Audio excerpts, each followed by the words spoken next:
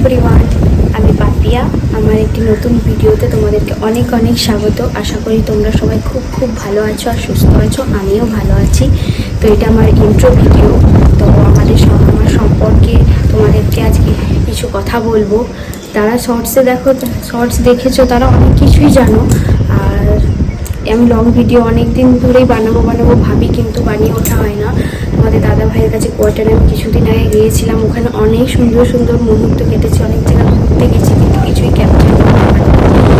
মুখে বেরিয়ে এখন অনেকটাই ছোটোর সাথে কাজ টাজ করে শুরু করতে পারি।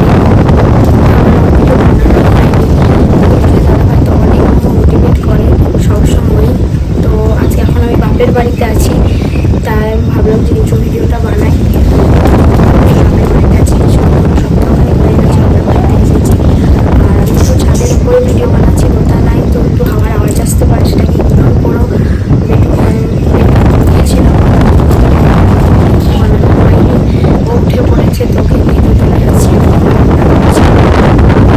আমাদের বাড়ি হচ্ছে বিভিন্ন জেলায়, আর গিয়েছে